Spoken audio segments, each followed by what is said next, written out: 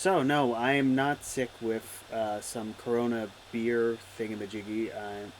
I'm just I was just busy with work because work is as debilitating as any virus is out. And for anyone has any complaints with my intro, I do not mean that to be insensitive. I just find it funny that we have a virus that has the same name as a beer. Yeah, well, I mean, we have one of those electrical protein things in the body named after No, true. Pikachu. So, I mean, we can name things after Yeah. whatever we want. Yeah, We're we're humans. We humans. find humor in many ways, although one of them is not injuries. Am I right?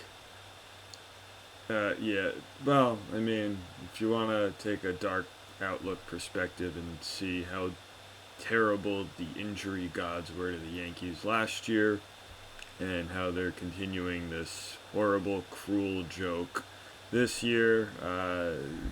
I guess it's Yeah. funny. Um, Severino was lost last year for all but like 20 innings, and then two postseason appearances or whatever, and then we had him be shut down again after some forearm tightness, and now he's gonna probably see. Or did he see Dr. James Not Andrews? yet. There's I still don't know. he was still going undergoing tests today. I don't think they released any notes on that. As far as I'm aware, So let's make sure we don't have yet another yeah, late breaking. No, I don't see any. So yeah. we're So still ahead of the curve Severino's for now. Severino's got Tommy John surgery in his future.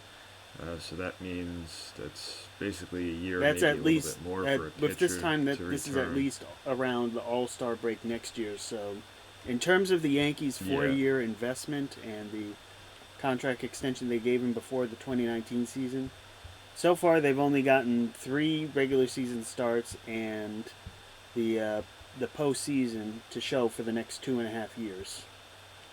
Not yeah, and then the Aaron Hicks one. Let's not even talk Well, about he that. at least has more time to make that deal a little better. And granted, Severino could still turn it around. He could have a phenomenal last year and a half, and they can pick up his option at the end of it to make it look a little better.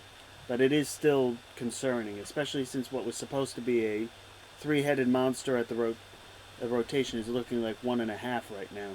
The good news is Paxton at least seems to be progressing better than expected, and could even be back at Yes. some point in May, even assuming there's no Yeah. other setbacks, which is a big if with the Yeah. Yankees Yeah. right now.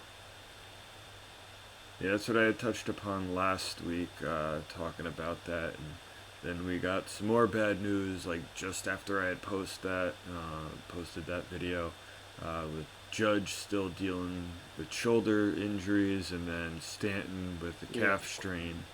And the first thing my dad said is, these guys are lifting too many weights. They're not stretching. He's like, Babe Ruth probably never lifted a single weight in his the only life. weights, the only I know weights, I know you the can't. sorry, the only weights that Babe Ruth lifted were hot dogs, mustard, and ketchup, And and beer. women too. But that was normal for that age of America.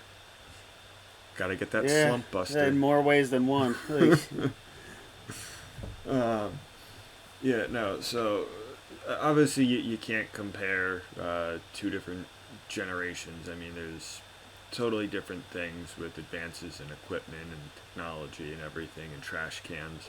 Um, but yeah, technology. um, trash cans.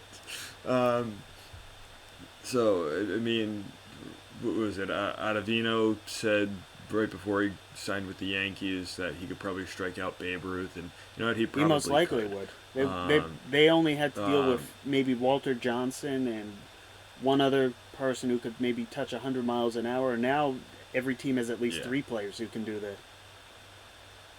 yeah. So obviously things are a lot different. I mean, Babe Ruth was paid a lot of money, and he had time to relax and not have to worry about doing another job Yeah, in the off season. totally. But but you never really saw guys that they'd be pitching, they'd be going 8 innings, 9 innings, sometimes 10 or 11 innings, 30, 40 years ago. And also They starting need every pitching. third or fourth day. Yeah, some guys even pitched back-to-back days, full innings. I mean, what was it? Years ago, they were like what, 50-game winners. Not 50 I game, but mean, there were plenty of 30 yeah, game but winners. yeah. So you're never gonna see that No. ever again. 25, you'd be lucky at this point. Yeah, I know these guys are throwing harder, like we just mentioned, and that's obviously going to take more strain in throwing all these different pitches and contorting the arms and everything. That's obviously going to lead to more stuff, but at the same time, like, these guys are just like building themselves up so strong, so stiff to throw harder, run faster, uh, hit the ball over the fence 50 more feet, and they've just got all this like muscle built up that they've got like no flexibility in their body to rebound from all these strained muscles. And well, you want to have the muscles to build your body up and make you it need stronger. some muscles, but you also don't want to have yourself too much wound up like a fine-tuned clock, so that way if one thing tweaks, instead of just bouncing back, it rips apart. Yeah, that's why one of my favorite wrestlers, he's dead now, Umaga. I believe he's actually related to The Rock. But he was like sort of like a mix of muscle and fat, and he was just like a big tank. And I loved him for that because he was like the perfect balance. He wasn't like over muscly like Dave Bautista, but he wasn't like a big fat guy like Rikishi. He was like a good balance, and you just don't really see too much of that very often anymore. I'm not saying everyone needs to be as flexible as Mark Teixeira at first base, but they need to bounce a little. Yeah, it's if you can't put your arms over your head, you've got a little bit of a problem. The Yankees, at least, they did a major shakeup on their health and performance staff. They brought in Eric Kressley, who's well known in the sport for working in the off season on training regimens. He's now their play. Steve Donahue, who's been with the Yankees since the days of Abraham Lincoln, is now the director of medical services, and they bring in head athletic trainer Tim Lynch, who was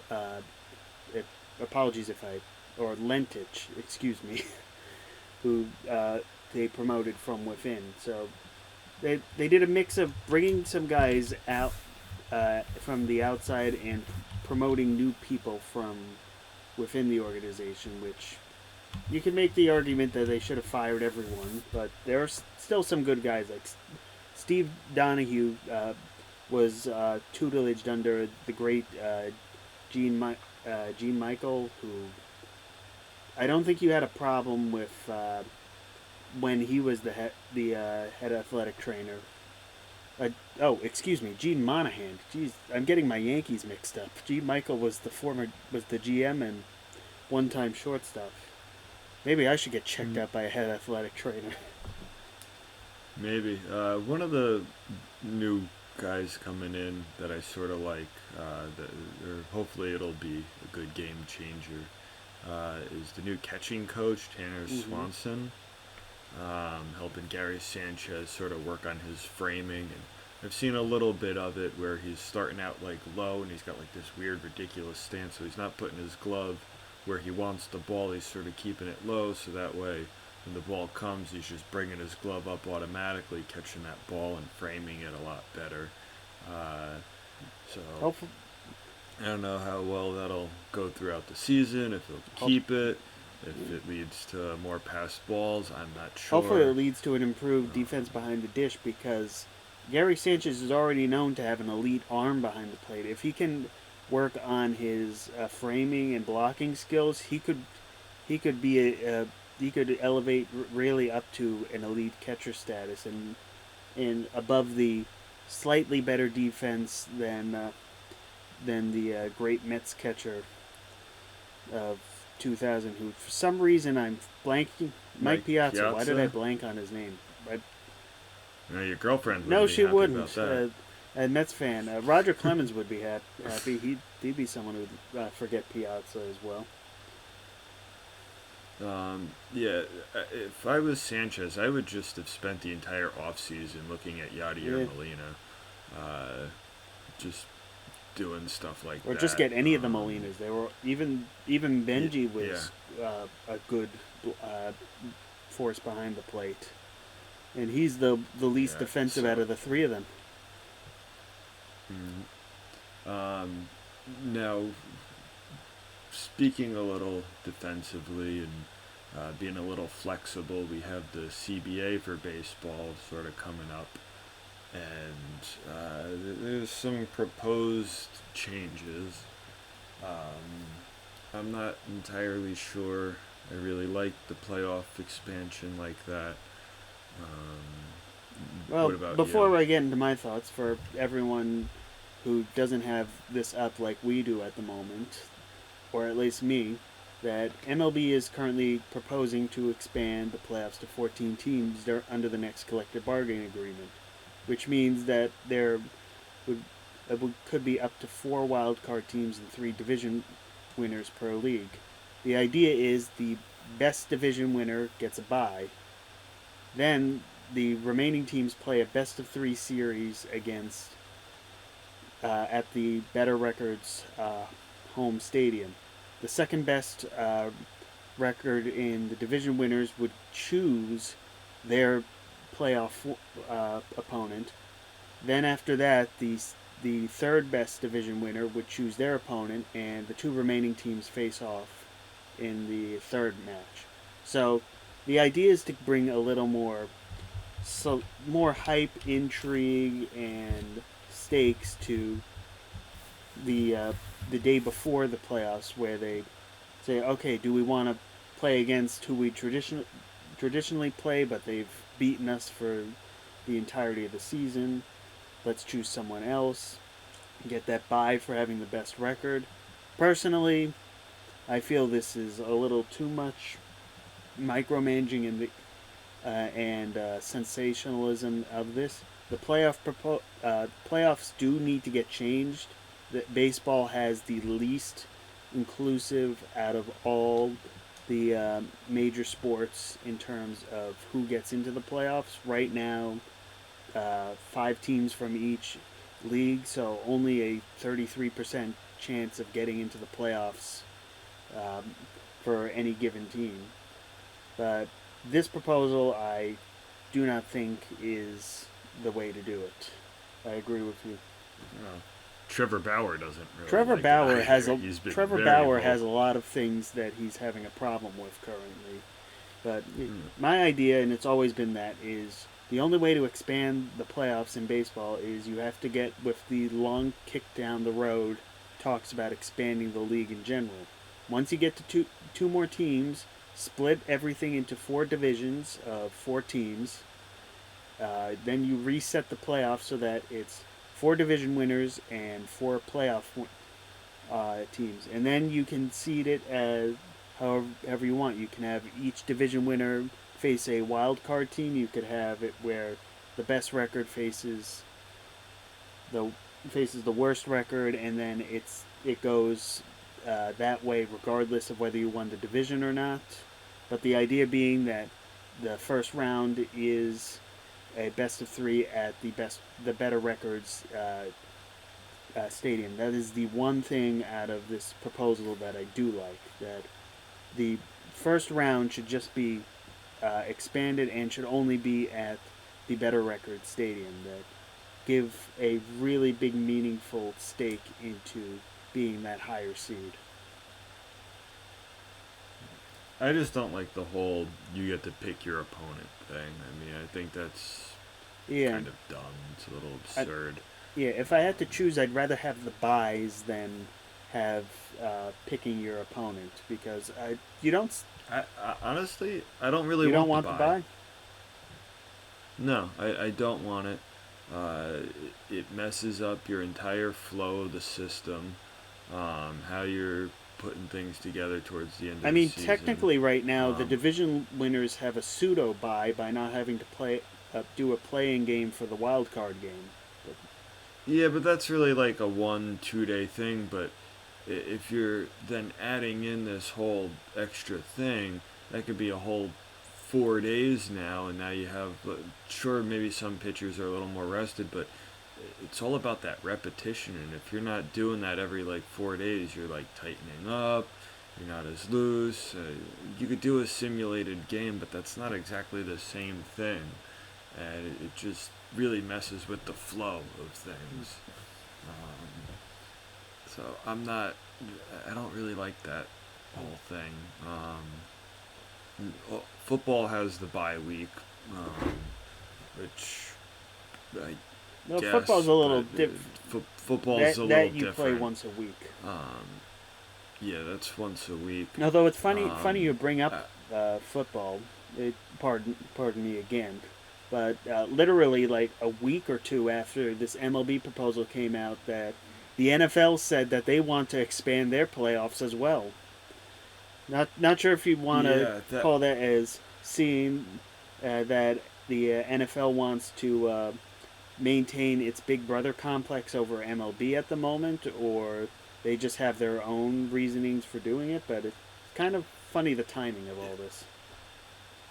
Yeah, I mean, the dominoes sort of fall one right after another. I mean, baseball's been America's pastime for 150 years, and it's really only these last like 10 or so years where football's sort of overtaken it because like we sort of said, it's really like just once a week. I mean, there's the Thursday night games, Sunday night and Monday night, and then towards the end of the season you have a couple Saturday Yeah, games. they make it an event. But like, but it's like a big event. Everyone's like, oh, it's the Super Bowl. Let's have a party because the games are all one and done in the playoffs. Um, so there's no like thing in soccer where it's like, oh well, you won this game, but we'll get you in the second leg, and then you combine the points if it's tied Yeah. or something. Um, it, it's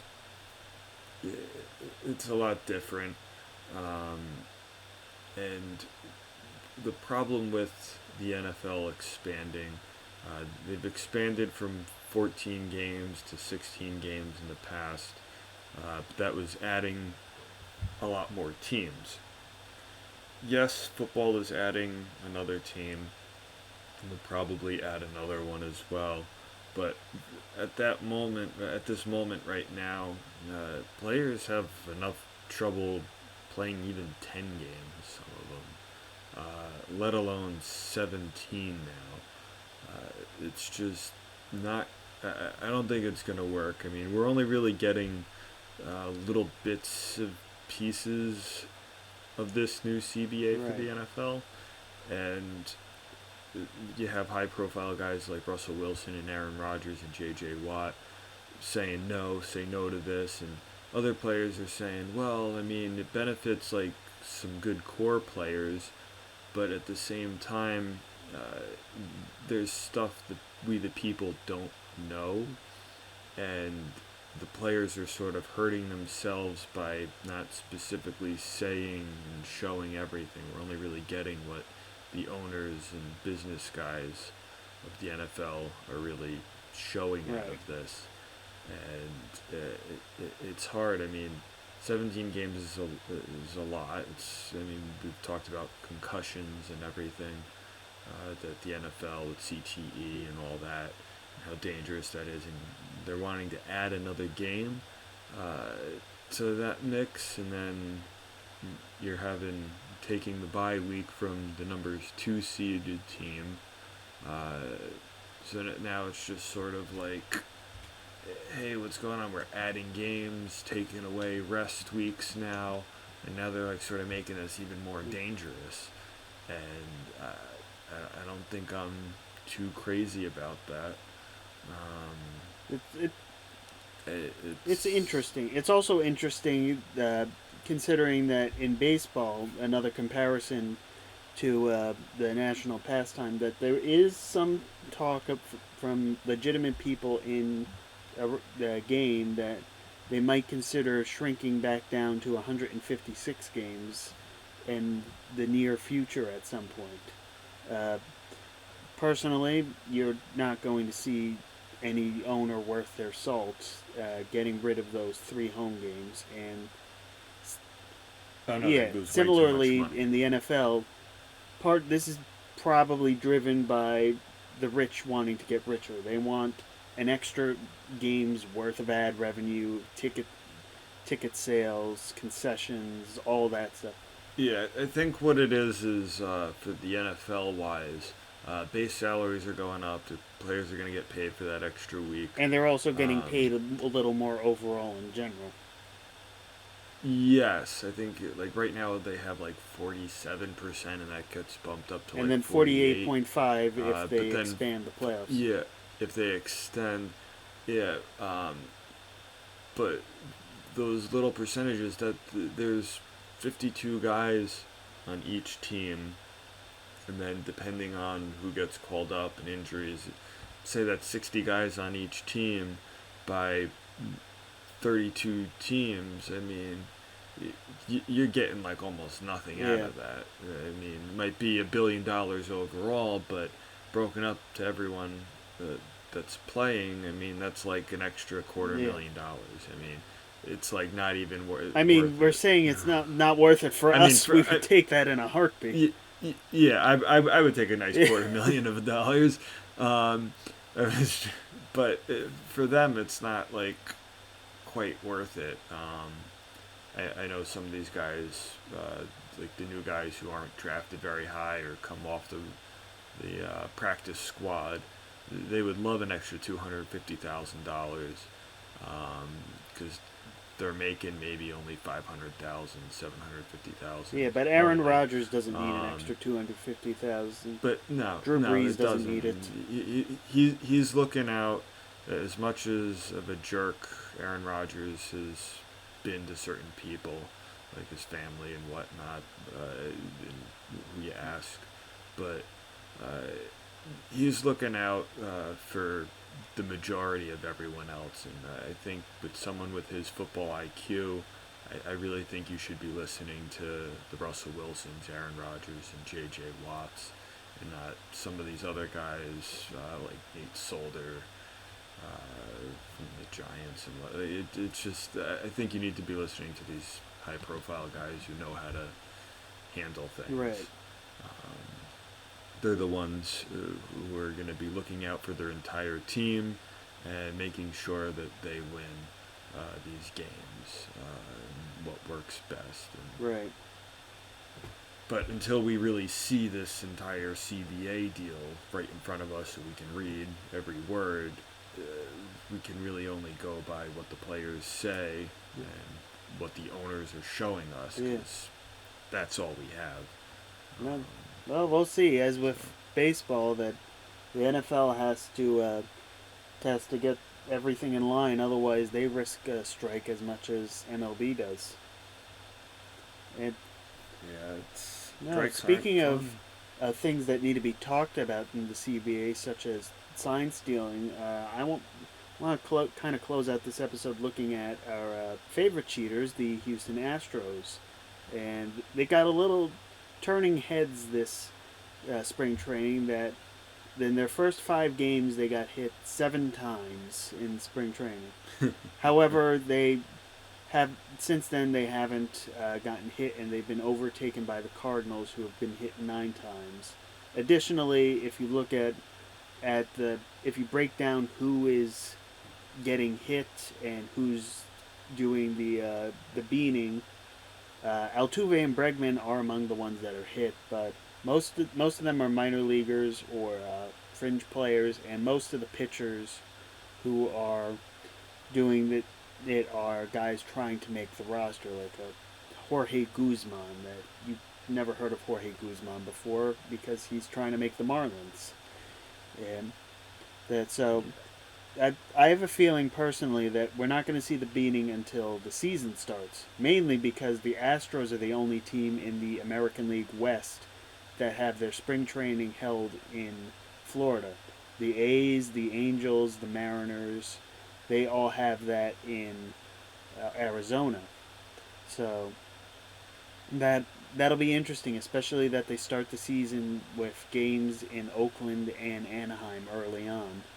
See what the reaction from players is going to be, especially from ones that haven't seen them quite yet. Yeah. Obviously, like people are upset, and I guess rightly so. Um, but I'm kind of over it. As much as I would have liked to see the Yankees win that year, and uh, from that like feel good, they have a whole bunch of like rookies and sophomores leading Right. the way. Uh, I'm kind of over it. Steroids are another thing. Do you want to take away all that stuff from the 80s all the way up until now? I mean, at that point, then you gotta like get rid of I mean, everything. you say Um, that you want to be over it, and I know baseball wants to be over it, but the players are not going to let it be over it. The fans certainly are not going to be over it. I'm looking. We should go to the St. Paul Saints on July 31st. They are giving away a Astro the Grouch figurine, where uh, hmm. brought brought to you by the letters C and S. The first 1,500 fans get an Astro the Grouch talking bobblehead that says "Psst, Oh my god, curveball." Yeah. that's So teams are hilarious. even the minor league teams, which are always the most innovative in terms of giveaways, are jumping on the Astros bandwagon. Yeah. I'm just sort of like done with it. I never really liked the, hey, this guy hit a home run and then did a bat flip, so I'm just gonna peg him the next time, even though I wasn't even the one who pitched him the home run. I'm just sort of like, just move on at this point. Whatever. Like, Mm, uh, things happened. yeah.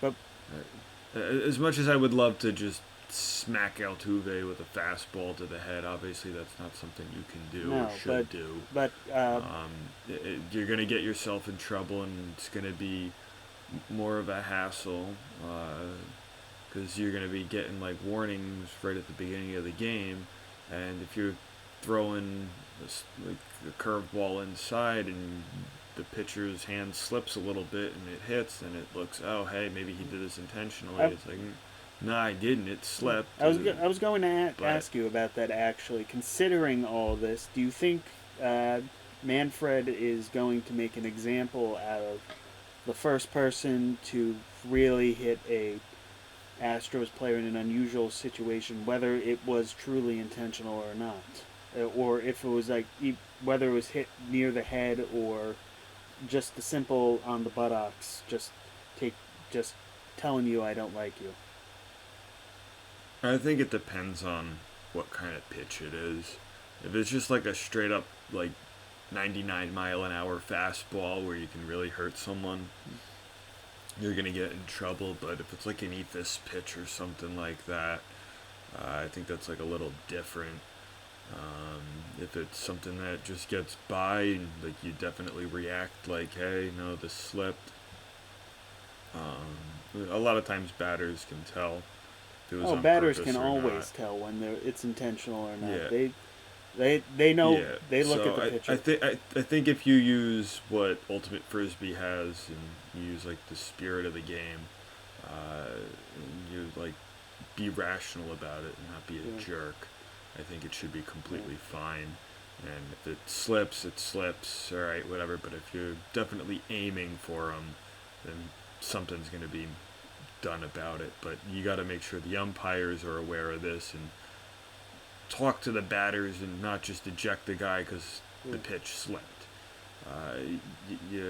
Obviously tensions are going to be high, but the umpires have to be a little responsible and take a look at the Titantron before they Yeah. eject I'll someone. tell you one thing: the Astros are probably really happy the Indians traded Trevor Bauer to the National League because he he would definitely be a guy that would go for the throat on this issue. Oh yeah, Yeah. easily, easily, and that sort of like makes me like I like his passion. I like how into the game he is, but at the same time, I don't know if he just blow up the New York market or he, not. he So would. I'm like happy and sad he's not a Yankee. He should have been a Yankee on the teams of the mid '70s with Reggie Jackson and Thurman Munson. He would have fit right in on that. He would fit perfectly on the Bronx team of that era. But Yeah. that about wraps it up for this week, Joe. I'm glad that I was able to sit down and record with you this time and not be working at the entire week at this juncture. You're sitting, you don't float around in the air like I do. I mean, I could. I turned off my anti-gravity just so that the audio would be a little better. Oh, okay. Got to think of our production value. Yeah, that's what technology's for. Yeah, maybe I should invest in a Alright, trash can then. That seems to be a very great technological innovation. Yeah, I mean, just ask SpongeBob Yep. and Patrick. Alright, Alright, I'll take catch you care. later. I'm sure there's some breaking news we just Oh, missed. oh yeah, anyway, we'll get so, Chris. Where are you with that report? He's not responding. Let's check up on him.